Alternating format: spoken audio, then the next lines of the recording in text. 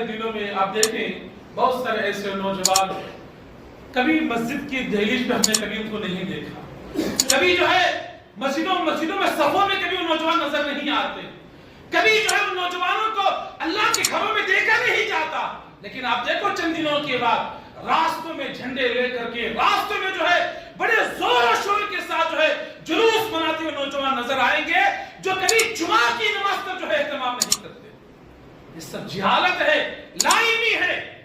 आपको मालूम होना चाहिए अल्लाह के नबी अलैहिस्सलाम की पैदाइश रबीउल अव्वल की 9 तारीख को हुई है और आप सल्लल्लाहु अलैहि वसल्लम की इंतकाल, आपकी वफात जो है 12 रबीउल अव्वल को हुई है।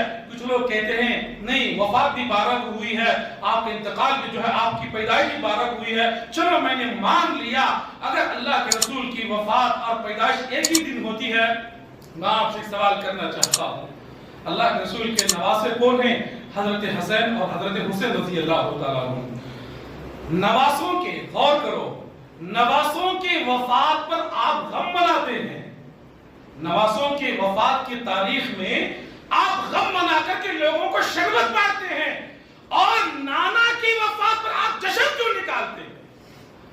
नाना की वफात पर आप जश्न करेंगे और नवासों के इंतकाल पर आप गम मनाएंगे, मातम मनाएंगे, ये कौन सा इस्लाम है? नौजवानों, सही इल्म हासिल करो।